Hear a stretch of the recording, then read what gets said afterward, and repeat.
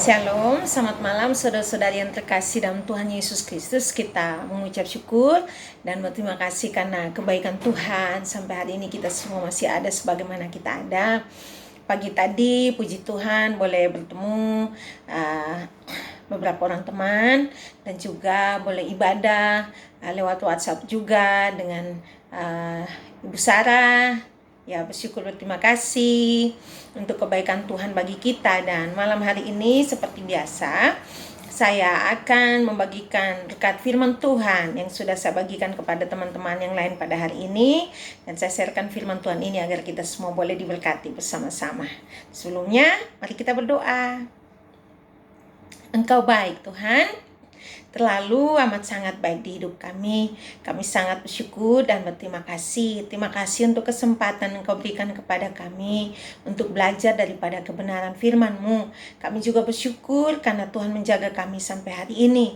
Dan Tuhan, kami berdoa, hikmat Tuhan Yesus berikan kepada kami untuk mengerti, memahami, bahkan melakukan firman Tuhan di hidup kami setiap hari. Di dalam nama Tuhan Yesus Kristus kami berdoa. Haleluya. Amin. Ya, hari ini firman Tuhan kita akan baca dan renungkan dari Yohanes pasal yang ke-21 ayat 15 sampai ayat 19. Saya akan membacakannya untuk kita. Gembalakanlah domba-dombaku. Sesudah sarapan, Yesus berkata kepada Simon Petrus, "Simon anak Yohanes, apakah engkau mengasihi aku lebih daripada mereka ini?" Jawab Petrus kepadanya, "Benar Tuhan, engkau tahu bahwa aku mengasihi engkau." Kata Yesus kepadanya, "Gembalakanlah domba-dombaku." Kata Yesus pula kepadanya untuk kedua kalinya, "Simon anak Yohanes, apakah engkau mengasihi aku?" Jawab Petrus kepadanya, "Benar Tuhan, engkau tahu bahwa aku mengasihi engkau." Kata Yesus kepadanya, "Gembalakanlah domba-dombaku."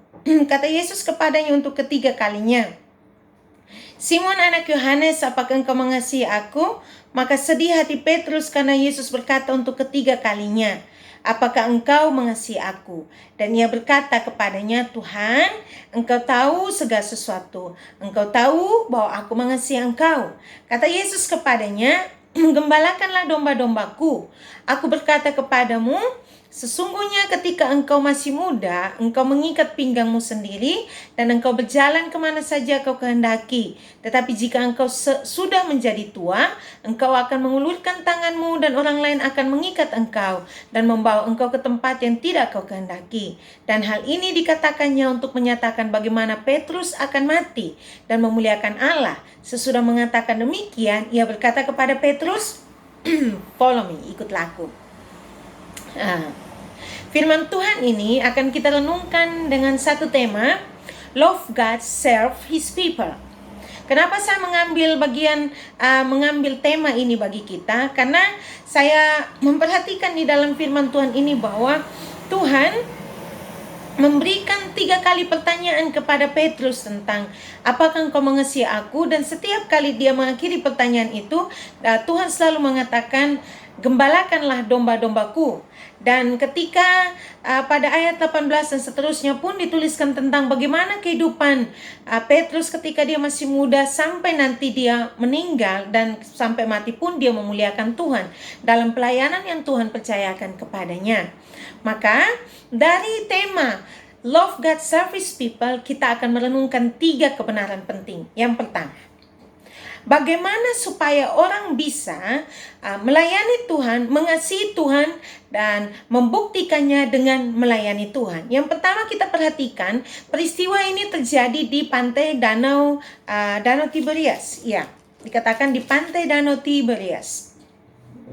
Dan itu terjadi ketika murid-murid sedang menjala ikan. Dan ketika Yesus mendapati mereka bertemu dengan Yesus, Yesus suruh mereka untuk menebarkan jalannya. Mereka dapatkan ikan yang sangat banyak, tapi jala mereka tidak koyak. Tetapi ketika mereka datang dan melihat Yesus, di situ sudah ada ikan bakar dan juga roti. Ya, ada api arang dan di atasnya ada ikan dan roti. Ya, pada ayat yang ke-9 dari pasal 21. Nah, setelah itu kita lihat di sini pada ayat yang ke-12 dikatakan, "Marilah marilah dan sarapanlah. Ya, Tuhan bilang kepada mereka, mari dan sarapan. Dan ayat yang ke-15 yang sudah kita baca tadi, di situ katakan, sesudah sarapan Yesus berkata kepada Simon Petrus. Jadi hal pertama yang kita mau pelajari, Yesus bukan saja concern atau memikirkan atau memperhatikan secara spiritual kita, kehidupan spiritual kita saja, tetapi dia juga memperhatikan secara jasmani kebutuhan kita, makan, minum, supaya kita sehat, supaya kita kuat. Kenapa bisa demikian Tuhan melakukannya? Karena saya mencatat bahwa caring for the physical can prepare the way for the spiritual ministry. Jadi artinya, kalau kita memperhatikan kehidupan kita secara fisik, kita sehat, kita baik. Memang ada orang-orang sakit dan melayani Tuhan, tidak apa. Tapi kalau kita sehat, kita masih sehat, maka kita terus memperhatikan diri kita untuk kita sehat, tahu mengatur cara hidup kita dengan baik, menjaga kesehatan tubuh kita secara jasmani, makan tepat pada waktunya, makan makanan yang benar, yang benar-benar bisa memberikan kita kesehatan. Itu menolong kita untuk apa? Bekerja, melayani Tuhan, dengan melayani orang-orang dipercayakan kepada kita dengan lebih maksimal. Ya, saya tidak bilang kalau orang sakit tidak bisa melayani maksimal, ya, tidak. Tapi yang saya maksudkan di sini, menjaga kesehatan kita secara jasmani. Tuhan pun memperhatikan bagian itu untuk kita. Kalau kita kuat, kita sehat, kita bisa bekerja dengan lebih baik, lebih luar biasa. Kalau kita punya tenaga yang kuat, kita akan mengerjakan lebih banyak hal. Ya, jadi itu yang pertama. Yang kedua, kita lihat di sini 3 kali Yesus bertanya kepada Simon Petrus. Dan pertanyaan ini menarik. Memang beberapa hamba Tuhan ketika saya membaca, mereka bilang kita jangan memperhatikan dari sisinya Yesus bertanya. Wah, Yesus menggunakan agape. Petrus menjawab dengan kata phileo, seperti itu. Dengan kasih Tuhan, kasih Allah, kasih agape itu dijawab dengan phileo atau kasih untuk sesama rekan kerja, mungkin seperti itu. Tapi kita mau belajar. Ketika Yesus bertanya, Yesus bilang ke Petrus seperti ini, apakah engkau mengasihi aku lebih daripada mereka ini? Terus setelah itu pertanyaan yang kedua, baru dia bilang, apakah engkau mengasihi aku? Ketiga juga dia mengatakan demikian. Tapi setiap pertanyaan ini diakhiri dengan kalimat, gembalakanlah domba-dombaku. Nah, kita mau belajar gini. Yesus bertanya 2 kali, Yesus menggunakan kata agape, dan Petrus menjawab dengan kata philo. Ya, dengan kata Yunani yang tidak sama dengan Tuhan. Tetapi pada pertanyaan ketiga, Yesus yang tadinya menggunakan agape kembali menggunakan phileo, sama dengan yang diucapkan oleh Petrus. Saya melihat ini dari satu sisi yang berbeda. Dia adalah Allah yang mampu mengasihi kita tanpa syarat. Ya, tapi ketika dia bertanya kepada Petrus, dia mengerti bahwa Petrus hanyalah manusia biasa. Dan seperti pada masa-masa sebelum dia dihukum, dia menderita pun, Petrus sudah 3 kali menyangkal dia. Dan Yesus bertanya ke dia pun 3 kali, kan? Nah, dalam penyangkalan Tuhan, Petrus ini kepada Tuhan, juga pertanyaan Tuhan ini sampai 3 kali kepada Petrus. Untuk apa? Melihat apakah betul-betul Petrus ini mengasihi Tuhan. Dan ketika Petrus pada ayat yang ke-17 dia bilang gini, Tuhan, engkau tahu segala sesuatu, engkau tahu bahwa aku mengasihi engkau. Kata Yesus kepadanya, gembalakanlah domba-dombaku. Artinya gini, kalau kita mengasihi Tuhan, maka kita akan bertanggung jawab untuk tugas dan tanggung jawab yang tugas berikan kepada kita. Mengasihi Tuhan bukan berarti saya mengasihi Tuhan jadi saya hanya hidup untuk saya dan Tuhan saja. Maksudnya kita tidak peduli dengan orang-orang di sekitar kita. No, kita harus melakukan sesuatu untuk orang-orang di sekitar kita. Juga boleh mengenal Tuhan lewat kehidupan kita. Ini hal yang memang sangat sederhana, tapi saya yakin kalau ada Tuhan dalam hati kita, pasti kita bisa melakukannya. Yang berikutnya, yang ketiga, pada ayat 18 ketika Tuhan mengatakan kepada Petrus, Aku berkata kepadamu, sesungguhnya ketika engkau masih muda, engkau mengikat pinggangmu sendiri dan engkau berjalan kemana saja kau kehendaki, dan seterusnya. Ini mengungkapkan kalau orang mengikat pinggang artinya siap sedia setiap saat, kapanpun, dalam situasi apapun, untuk melakukan apapun sesuai keinginan hatinya, kerinduan hatinya, seperti itu. Dan ini menuliskan tentang kehidupan Petrus. Kalau kita perhatikan ya, Petrus memang pernah buat kesalahan. Ketika pada bagian firman Tuhan yang lain dikatakan bahwa Petrus bilang kepada Tuhan, aku akan memberikan nyawaku kepadamu. Dia juga bilang, biarpun mereka semua tergoncang imannya karena engkau, aku sekali-kali tidak. Tetapi nyatanya, Petruslah orang yang menyangkal Tuhan Yesus 3 kali sebelum ayam berkokok 2 kali kan.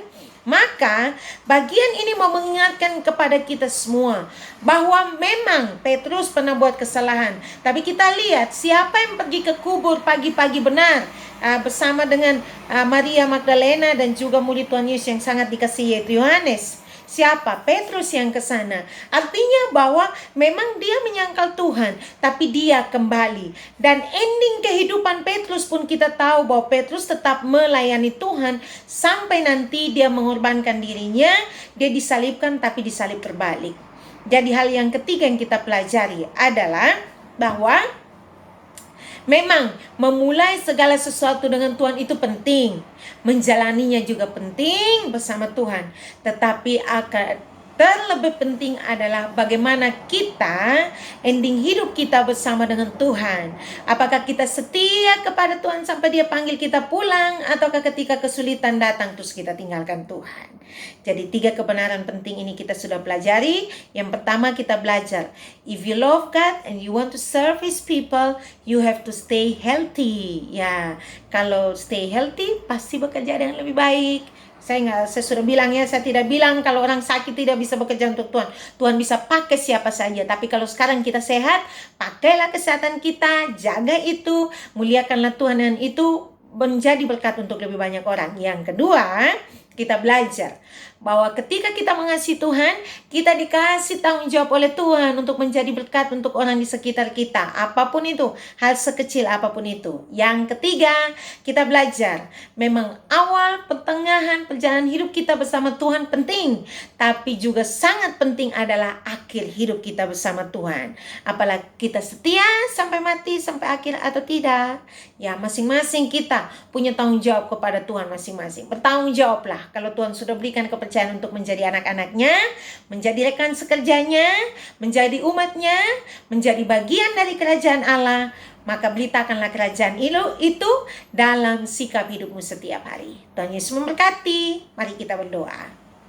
Kami bersyukur kepadamu Tuhan untuk firman Tuhan yang sangat singkat ini. Tuhan berkati supaya kami semua boleh diberkati. Dan hamba berdoa kepadamu Tuhan, kami juga bersyukur untuk situasi corona di Hong Kong sudah beberapa waktu ini tidak ada new case Tuhan. Kami berdoa Tuhan, pulihkan Hong Kong, Indonesia, Italia, Amerika, semua negara-negara yang saat ini masyarakat atau orang-orang yang terinfeksi virus corona. Tuhan Yesus, pulihkan bumi ini Tuhan. Kami serahkan semua dalam tangan kasih-Mu, semua kami dalam pekerjaan, pelayanan, majikan kami, orang-orang kami kasihi, keluarga kami dijaga, disertai oleh Tuhan.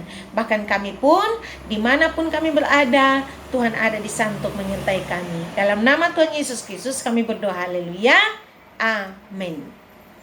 Tuhan Yesus berkati. Semoga corona cepat berlalu dan kita bisa bertemu lagi. I miss all of you. Tuhan Yesus memberkati. Shalom. Dadah.